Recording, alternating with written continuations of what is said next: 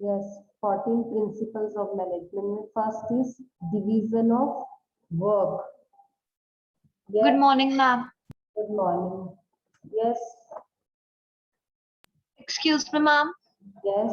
Ma'am आपकी voice बहुत slow आ रही है. Okay. Now, ma'am better. okay. Yes. Who can explain what do you mean by division of work? Explain this principle, division of work. Yes, Easter, division of work. Ma'am division of work ma'am ये है कि like कि work like सबको like properly Fairlie divide करना ताकि वो ज़्यादा उनकी स्किल्स इंप्रूव और वो ज़्यादा स्पेशलाइज कर सकें. Yes. Anyone else? Ma'am, may I? Yes.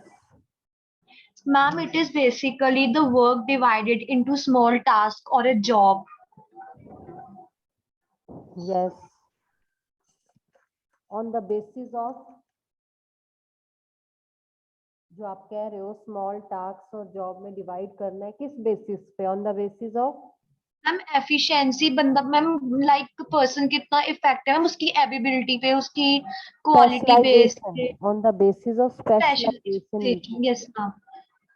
Yes, तो on the basis of specialisation हम उनको जॉब को डिवाइड कर देते हैं कि हु इज मोर एफिशिएंट और इनएफिशिएंट. देखिए एफिशिएंट इनएफिशिएंट तो चलो हम बाद में ही देखेंगे, बट जो जिस वर्क में स्पेशलिस्ट है अगर आप उसको काम दे दीजिए, ठीक है, तो हर ऑर्गेनाइजेशन में we have to divide the jobs into separate departments like finance, marketing, production. ठीक है ना? और ईच डिपार्टमेंट जो होगा that is manage by some specialised persons. ठीक है ना? उनकी टीम्स होगी जो मोटिवेट करेगी. और मैंने ये भी बताया था कि डिवीजन ऑफ वर्क कहाँ अवेलेबल है? Only in organisations. Yes, no ma'am everywhere. No, ma'am. visible everywhere, whether it is home, hospital, school, any government organization. क्यों क्यों ये हर जगह है? Because it is not possible ना कि हम अकेला डिवाइड वर्क किस में डिवाइड करेंगे. तो डिवाइड वर्क करने के लिए डिफरेंट टाइप्स ऑफ टास्क होने चाहिए, जॉब होने चाहिए, इंडिविजुअल होने चाहिए. तो उसी के ऊपर ये डिपेंड करता है. Second principle is authority and responsibility. Authority, responsibility. Yes, who will explain authority and responsibility?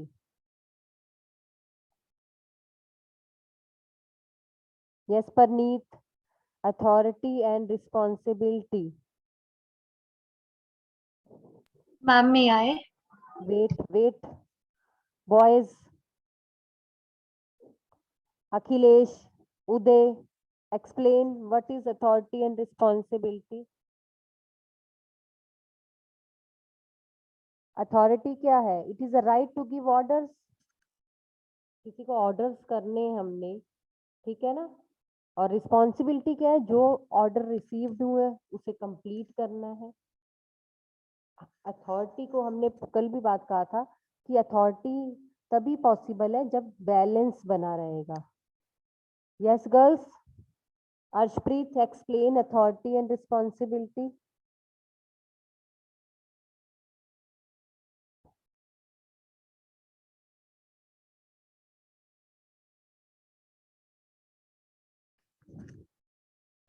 Yes, Arshpreet.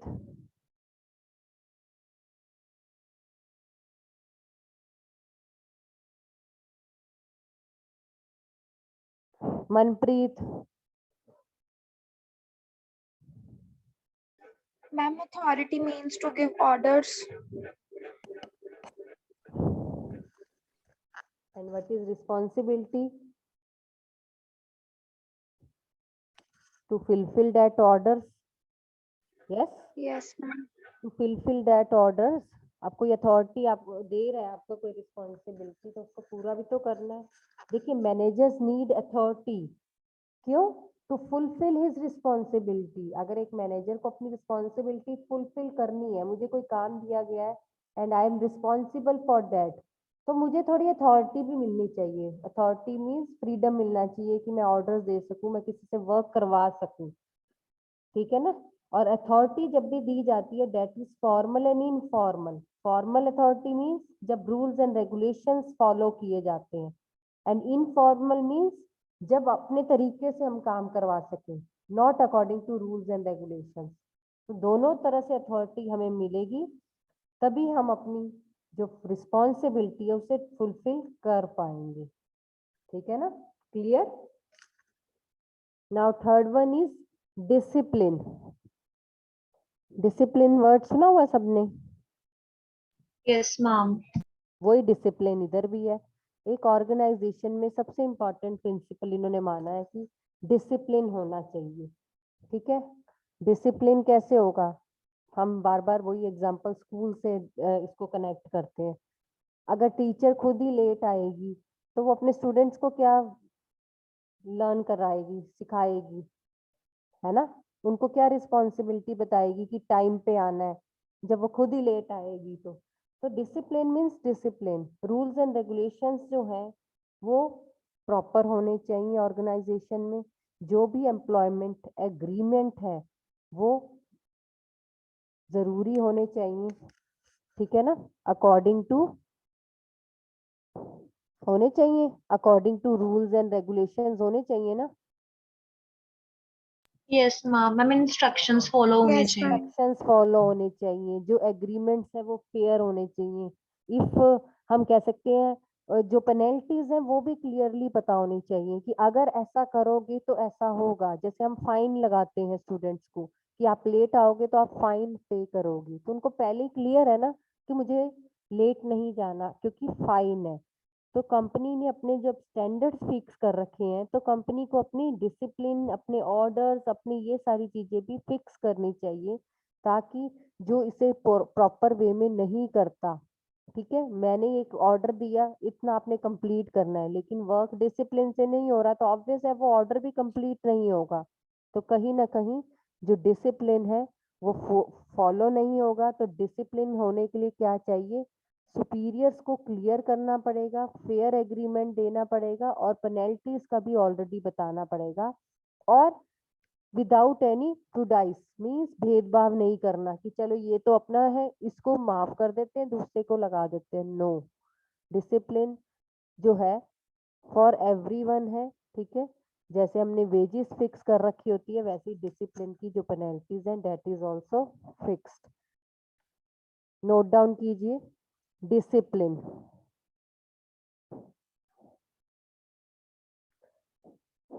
Discipline क्या है? It is a obedience to the organisation rules and employment agreement which are necessary for working of the organisation. एक organisation के लिए it is very important to have some rules and regulations, ठीक है ना, for the organisation. लिखिए discipline means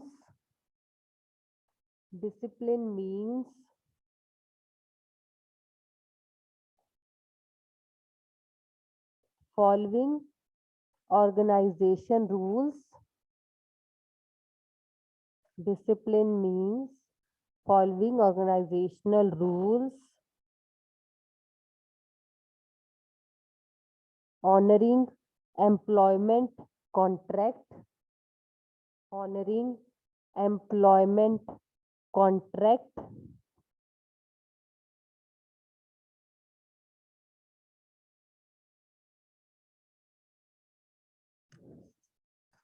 by both employees and management, by both employees and management,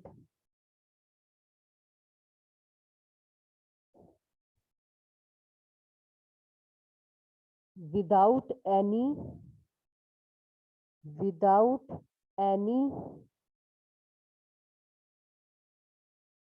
prejudice towards each other. Without any prejudice towards each other.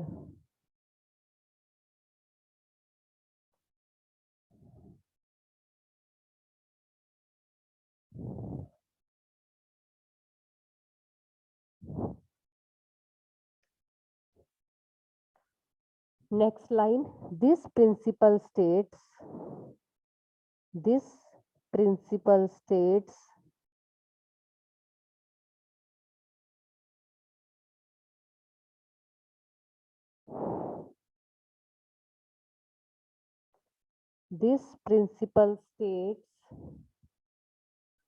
First point आ जाएगा, organization must have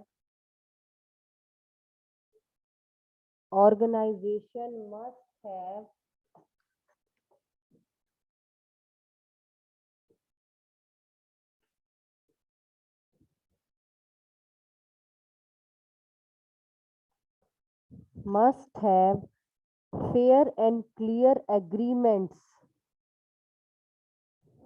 Fair and clear agreements.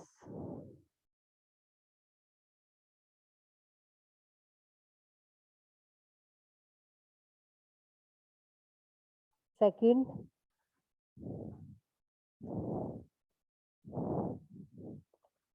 the clearly stated penalties. The clearly stated penalties means जो भी penalties है वो भी clearly उनको already बता दी जाए. Clearly stated penalties.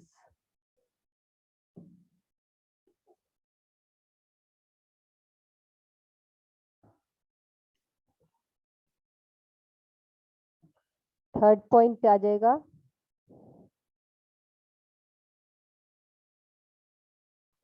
good supervisors at all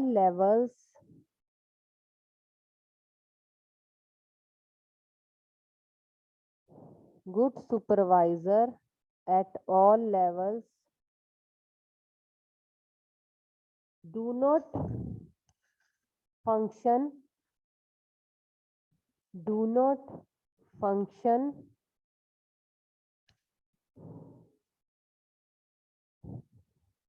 according to personal choices.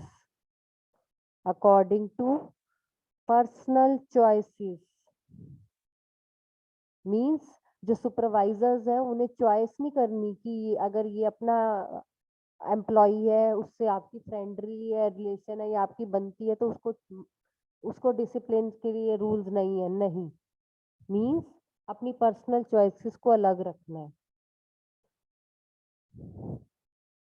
Clear? अब इसका एग्जाम्पल आप कैसे एक्सप्लेन करोगे?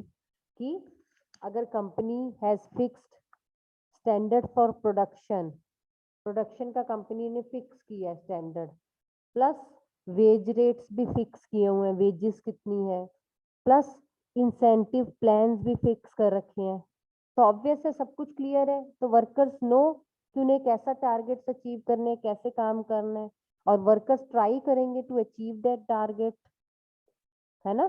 तो अगर कंपनी उनके साथ एक कह सकते हो डिफरेंशियल वेज सिस्टम करेगी जैसे हमने पिछली बार किया था, या उनके अगेंस्ट पर्सनल इश्यूज रखेगी, तो डिसिप्लिन मेंटेन नहीं हो पाएगा. तो डिसिप्लिन होने के लिए क्या है, ठीक है ना, उनको एक्स्ट्रा एफर्ट्स देंगे तो उनको मनी भी मिलेगा, जैसे हमने पिछले उसमें किया था. एफिशिएंट एम्प्लॉयज है तो उनको स्टैंडर्ड टारगेट के साथ एक्स्ट्रा भी मिलेगा, लेकिन जो नहीं करेंगे उनको कम भी स्टैंडर्ड मिलेगा.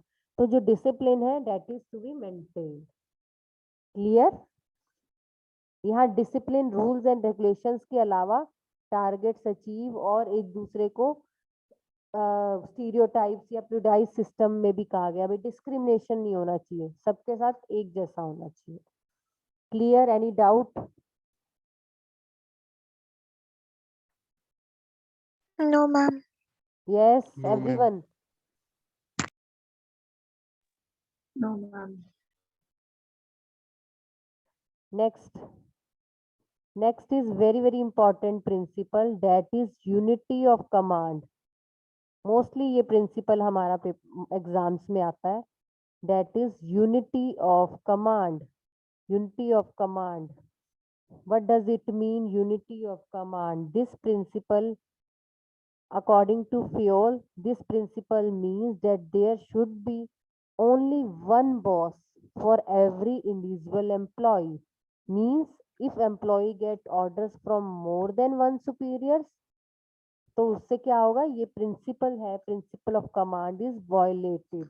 व्हाट डज इट मीन, हम इसको फिर से दूसरी उसमें देखेंगे. देखिए, principal of unity of command, command क्या है, ऑर्डर्स देना, कमांड करना. अगर एक ऑर्गेनाइजेशन में एम्प्लॉयज को अलग अलग सीनियर्स, अलग अलग सुपीरियर से अलग अलग ऑर्डर मिलेंगे, तो वो क्या होगा, वो कंफ्यूज हो जाएगा, उसे ये नहीं पता किसका काम मैं करूँ किसका नहीं करूँ. फॉर एग्जाम्पल, मैं एग्जाम्पल लेके बार बार आपको इसे एक्सप्लेन करती हूँ, आपको याद रहे. फॉर एग्जाम्पल, मैंने आपको कहा आज ये काम मेरा कंप्लीट होना चाहिए, मेरे ऑर्डर्स आज फुलफिल हो जाने चाहिए जो मैंने ऑर्डर्स दिए. साथ ही किसी दूसरी टीचर ने कहा, फॉर एग्जाम्पल निरुपमा मैम ले लेते हैं, आपको वो भी पढ़ाते हैं. फॉर एग्जाम्पल उन्होंने कहा नहीं, आज मेरे वाला वर्क जो है पहले कंप्लीट होना चाहिए, तो ऑब्वियस है स्टूडेंट्स कंफ्यूज हो जाएंगे. Same is the case in organisation. ठीक है ना, कि पहले इंपॉर्टेंस किसके काम को दें, दोनों ही बॉस हैं, दोनों का ही वर्क इंपॉर्टेंट है. तो इसीलिए फियोल ने ये प्रिंसिपल दिया. फियोल ने कहा there should be one and only one boss for every employ. हमेशा एक ही बॉस होना चाहिए. अगर 2 और मोर बॉस होंगे तो वो पता नहीं चलेगा वो किसकी रिस्पॉन्सिबिलिटी करे, ठीक है, फुलफिल करे. इससे क्या होगा, डुअल सबऑर्डिनेशन हो जाएगा, उसे अवॉइड करना है, इससे कंफ्यूजिंग होगी. ठीक है ना, इससे क्लियर डायरेक्शन नहीं मिलेंगी, ऑर्डर्स नहीं क्लियर मिलेंगे. अगर उसने कहा ऐसे करना है, दूसरे ने कह दिया नहीं नहीं ऐसे करना है, तो ऑब्वियस है इंस्ट्रक्शंस क्लियर नहीं हुई. इससे क्या होगा, मिसलीडिंग होगी, कंफ्यूजिंग होगी, इनडिसिप्लिन क्रिएट होगा, जो कि हम नहीं चाहेंगे. तो ये सारा हो जाएगा. यस, इसको रीड कीजिए. Yes Esther, please read unity of command. Yes, ma'am. According to Fayol, there should be one and only one boss for every individual employee. If an employee gets order from two superiors at the same time, the principle of unity of command is violated.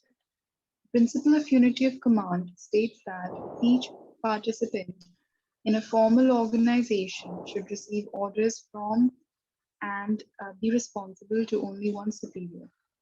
Fayol gave a lot of importance to this principle. He felt that if this principle is violated, authority is undermined, discipline is in jeopardy, order disturbed, and stability threatened. The principle resembles military organization. Dual subordination should be avoided. This is to prevent confusion regarding tasks to be done. Suppose a salesperson is asked to clinch a deal with the buyer and is allowed to give 10% discount by the marketing manager, but finance department tells her or him not to offer more than 5% discount. Now, there is no unity of command. This can be avoided if there is coordination between various companies. Yes, clear.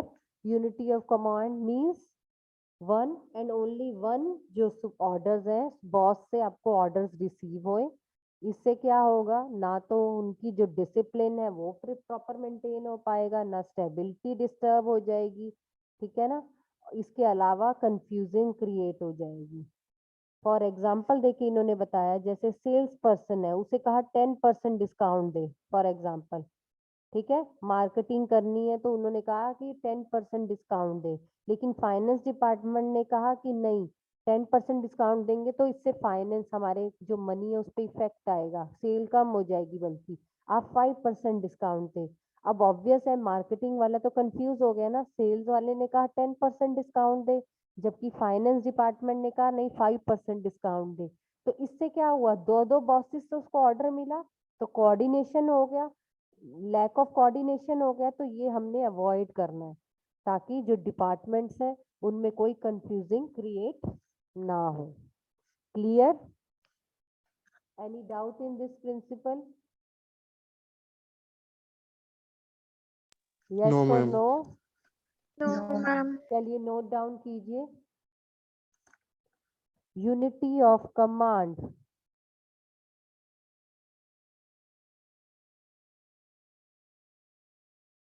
The principle of unity of command means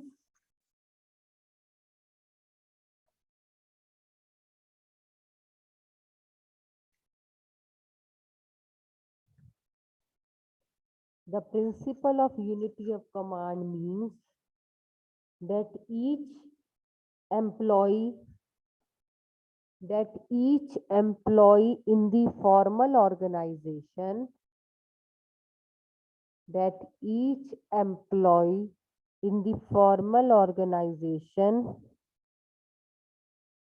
should receive orders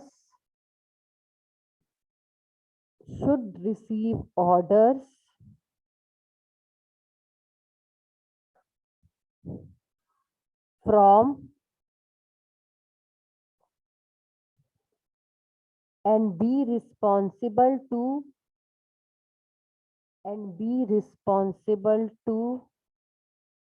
only one superior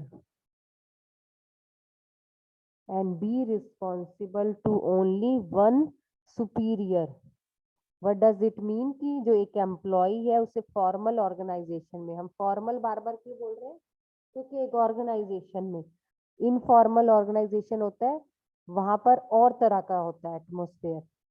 आगे चल के हम इसे भी पढ़ेंगे what is formal and informal. तो अभी हम फॉर्मल ऑर्गेनाइजेशन की बात कर रहे हैं, जहाँ ऑफिसेज में होता है, जहाँ रूल्स एंड रेगुलेशंस फॉलो होते हैं। तो वहां पर जो ऑर्डर्स है और रिस्पॉन्सिबिलिटी है वो एक ही की सुपीरियर की तरफ होनी चाहिए। नेक्स्ट लाइन में लिखिए this principle of command states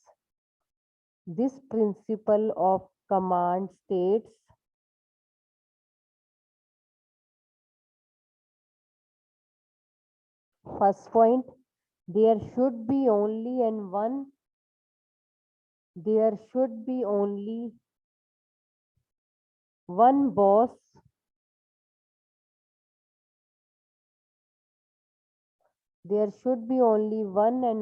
one boss for every employee.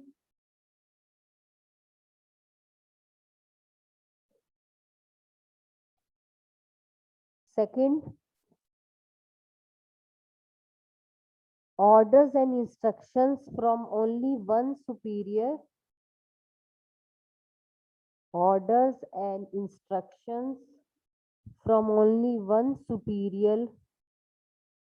provide clear direction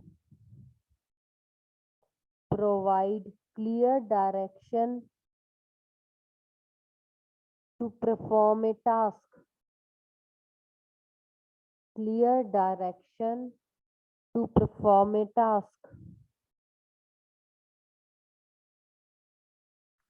Third point, violation of this principle, violation मतलब अगर आप यूनिटी ऑफ कमांड को नहीं फॉलो करोगे तो violation of this principle leads to indiscipline,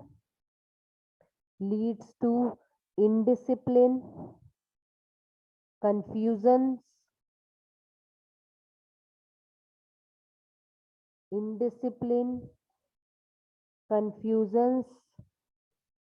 and instability in the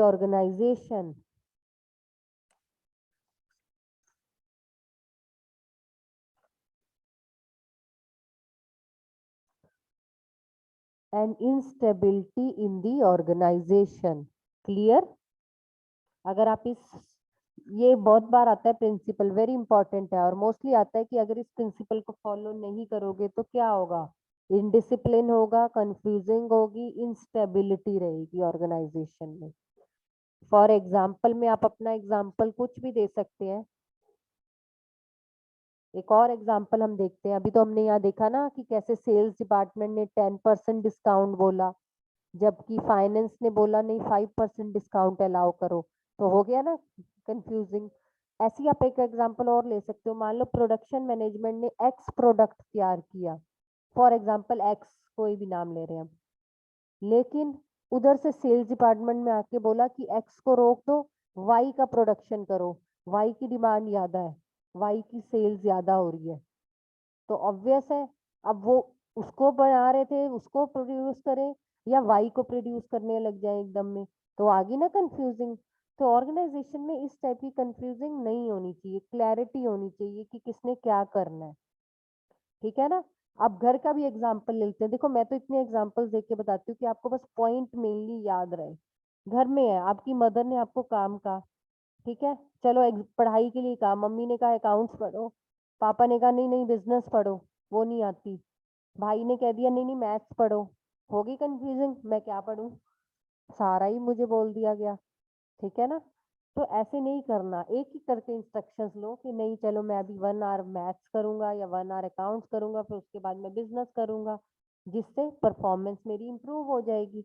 तो कहीं ना कहीं रिमेंबर रखना है यूनिटी ऑफ कमांड का ये प्रिंसिपल, क्योंकि फ्यूल और आपने टेलर की टेक्निक्स पढ़ी थी, यहाँ ये लाइन आ जाती है, ये मोस्टली एक क्वेश्चन आता है, कौन सा वो प्रिंसिपल है जहाँ दोनों के प्रिंसिपल्स क्लैश करते हैं, एक फ्यूल का प्रिंसिपल एंड सेकंड टेलर का प्रिंसिपल। देखिए टेलर ने क्या कहा था आपको याद होगा, अभी हमने फ्यूल का तो पढ़ा, फ्यूल ने क्या बोला, एक ही बॉस होना चाहिए जिससे ऑर्डर मिले, लेकिन टेलर ने क्या कहा था, अगर आपने टेलर की टेक्निक्स पढ़ी है, अभी थोड़े दिन पहले ही पढ़ी है, ठीक है, फंक्शनल फोरमैनशिप का किया था, उसका एक टेक्निक फर्स्ट ही था फंक्शनल, उसमें क्या कहा था कि एक वर्कर के ऊपर एट एक वर्कर मैन के ऊपर 8 बॉस होने चाहिए।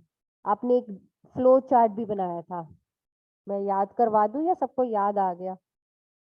एक हमने फ्लो चार्ट प्रिपेयर किया था जिसमें हमने बताया था कि एक वर्कर के ऊपर 8 बॉसेस होने चाहिए, इंस्ट्रक्शन कार्ड बॉस होना चाहिए, रूट क्लर्क होना चाहिए, स्पीड बॉस होना चाहिए, गैंग बॉस होना चाहिए। मींस अगर एक वर्कर को कोई भी प्रॉब्लम आई तो अगर उसको इंस्ट्रक्शंस लेनी है उसे वो देगा, उसको स्पीड से रिलेटेड प्रॉब्लम है वो देगा, रिपेयर से प्रॉब्लम है तो रिपेयर करेगा, एक जना उसको इंस्पेक्ट करेगा, एक उसे टाइम और कॉस्ट बताएगा। ये देखिए डायग्राम आ गया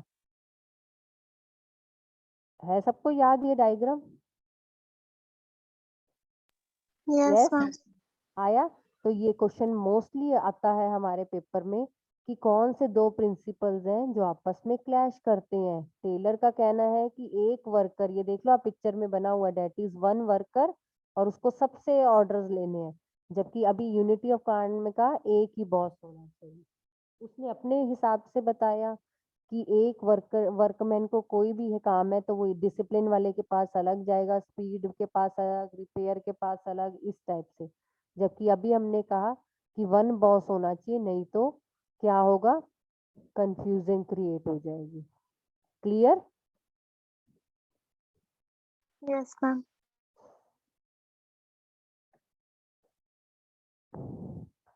next fifth principal,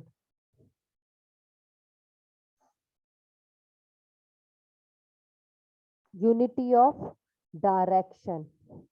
yes, read unity of direction.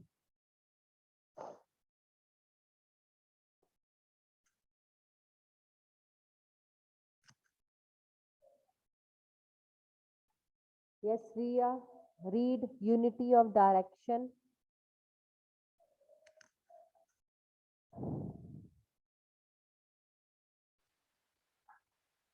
All the units of an organization should be moving towards the same objective through coordinated and focused efforts. Each group of activities having the same objective must have one head and one plan. This ensures unity of action and coordination.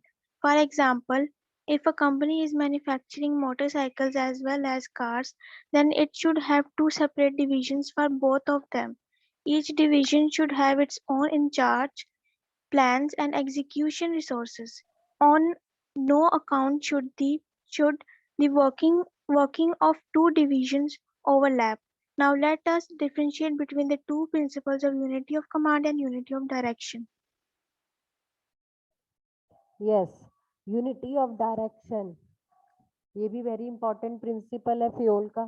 फियोल ने हमें बताया कि unity means मिलके, unity means मिलके ना, सब मिलके जब काम करते हैं। डायरेक्शन मीन्स एक डायरेक्शन में। फ्योल ने हमें प्रिंसिपल दिया कि और हर ऑर्गेनाइजेशन में एक ही मेन मोटिव होना चाहिए ऑर्गेनाइजेशन का। ठीक है, जैसे बिजनेस करते हैं तो मेन मोटिव क्या है, प्रॉफिट अर्निंग। सेम ही ऑर्गेनाइजेशन में जो हमने टारगेट्स रखे हैं हमें वो अचीव करने हैं। तो हर एक पर्सन ऑर्गेनाइजेशन में, हर एक एम्प्लॉय जो भी काम करता है, चाहे लोअर लेवल में है चाहे वो मिडिल लेवल में, सबको एक ही डायरेक्शन में वर्क करना है टुवर्ड्स दी अचीविंग गोल। तो इस प्रिंसिपल को एक नाम भी याद जाता है, वन हेड वन प्लान। ये मैंने लाइन मार्क भी किया है, वन हेड वन प्लान।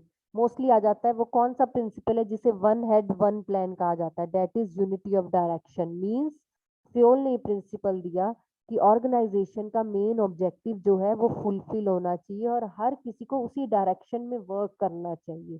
ठीक है ना, वन हेड दे दो और वन प्लान दे दो, मतलब सबने एक ही प्लान पे काम करना है। इसका कहने का ये भी मतलब था कि अगर ऑर्गेनाइजेशन में अलग अलग डिपार्टमेंट्स हैं तो सब अपना अपना मत सोचे, सब ओवरऑल एक ऑर्गेनाइजेशन के बारे में सोचे।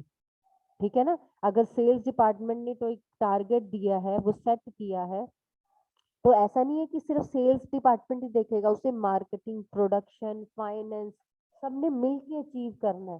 क्यों? क्योंकि एट द एंड सबकी ऑर्गेनाइजेशन है। तो वन हेड वन प्लान मतलब सबने एक ही डायरेक्शन में सोचना है, इंडिविजुअली अपना अपना नहीं देखना। तो that is unity of direction. Note कीजिए, principle of unity of direction, according to Fayol लिख सकते हो, according to Fayol principle of unity of direction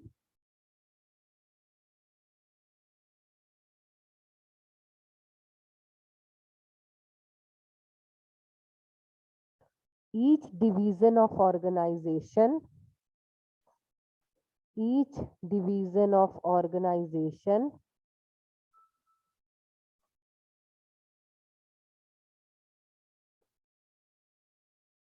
must have its own in charge, must have its own in charge, its own plans, its own plans and execution resources,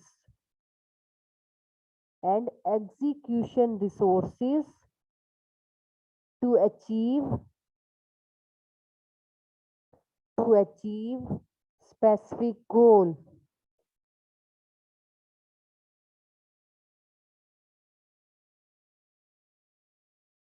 means according to principle of direction, जो division है organisation की, they must have their own incharge, its own plans और execution to achieve specific goal. मतलब सबने अपना अपना work करना है, अपने अपने प्लान्स को एग्जीक्यूट करना है, पर टू अचीव स्पेसिफिक गोल, जो एक गोल है उसे जरूर अचीव करना है।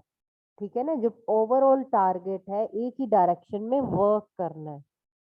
तो नेक्स्ट लाइन से लिखिए, दिस प्रिंसिपल स्टेट्स, मैंने आपको पहले डेफिनेशन लिखवा रही हूँ फिर पॉइंट्स लिखवाती हूँ उसके अगेंस्ट, सारे वही पॉइंट्स को आप एक्सप्लेन करते हैं। This principle states, first point, efforts of the organization, efforts of the organization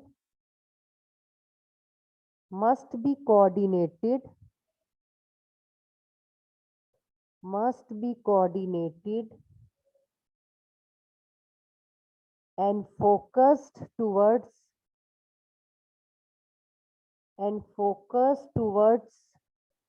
achievements of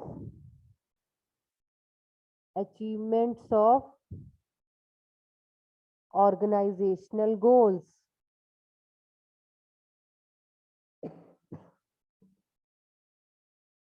means जो एफर्ट्स हैं ऑर्गेनाइजेशन के, वो कहाँ कोऑर्डिनेट होनी चाहिए और फोकस होने चाहिए, towards organisational goals.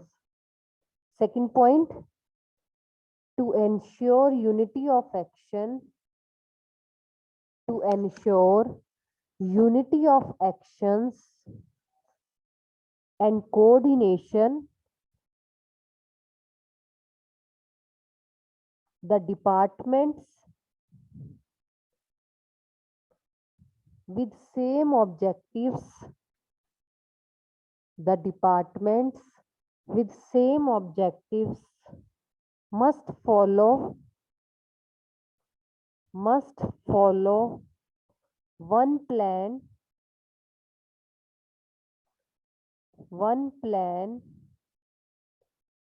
and have one head to lead. One plan and one head to lead. What does it mean? कि जो भी यूनिटी ऑफ एक्शन है और कोऑर्डिनेशन है, चाहे डिफरेंट डिपार्टमेंट्स हैं, उन सबको देखिए, जो डिपार्टमेंट्स हैं उनका आपस में कोऑर्डिनेशन तो होना जरूरी है, एक्शन यूनिटी भी होना जरूरी है। जब एक ही मिलके काम करना है, जब एक ही जगह काम करना है, तो क्यों ना एक ही प्लान, एक ही हेड को फॉलो किया जाए, लीड किया जाए, ठीक है ना। सबको जब मिलके करना ही अचीव ऑर्गेनाइजेशन का गोल है, तो सबका पर्पस एक ही तरफ होना चाहिए ना, एक ही तरफ ध्यान होना चाहिए। तो that is unity of direction, means एक ही डायरेक्शन में। Clear? Yes, clear? Any doubt? Yes, ma'am. Revise कीजिए कर, ठीक है। अब कल मैं इसको पूछूंगी तो फिर आप लोगों ने ये नहीं चुपचाप नहीं बैठना, ठीक है। रिवाइज कीजिए,